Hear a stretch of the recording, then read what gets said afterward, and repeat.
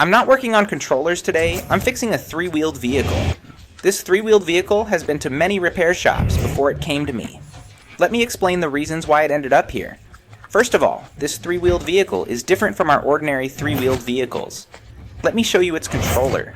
The controller looks like this, and there's a 30-frame difference. Most importantly, the motor wiring is different. Let me show you the wiring. Its wiring is different from that of ordinary three-wheeled vehicles. These are the three main wires, and there are also these other wires. The previous repair shops couldn't figure out what these wires were for, because ordinary three-wheeled vehicles only have 3 wires plus a hall sensor wire, and they didn't know which one was the hall sensor wire, and they didn't know what the other wires were for. But the motor can't be replaced, because this motor is different from our ordinary motors. Replacing it would mean replacing the entire assembly, including the rear axle. So how do we deal with this situation? Actually, our electric three-wheeled vehicles only have 3 wires plus a hall sensor wire. Let's sort out these wires. On this side, this three-wheeled vehicle doesn't have a manual slow-speed gear. It's electric, driven by the motor. The motor drives the slow-speed gear. This is the motor drive wire. This should be some kind of sensor wire inside. For example, it stops automatically when it reaches a certain position. And this should also be a sensor wire. And on this side, it goes to the motor. I guess this is the hall sensor wire. You can clearly see red, black, yellow, green, blue. And this wire, what is this wire? This should be a temperature wire. So after we figure out these wires, we'll have a solution.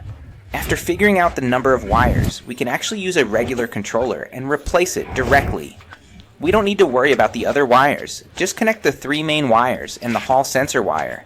We don't need the other wires at all. And for the speed change function, we'll connect a manual speed control.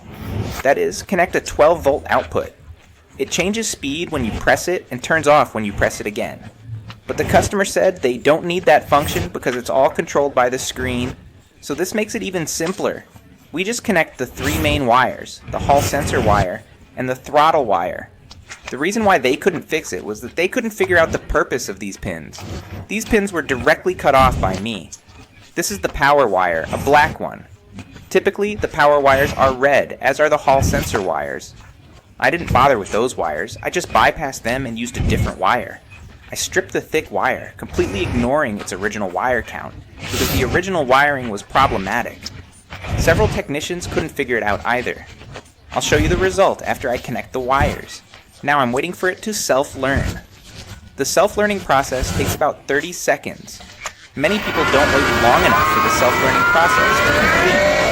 Now that the self-learning is finished, you can connect the throttle and then reattach everything. I'll also be repairing this controller later to see if I can fix it and keep it as a spare.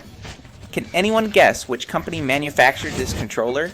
Okay, please like and subscribe if you enjoyed this video. Thank you for watching. Goodbye.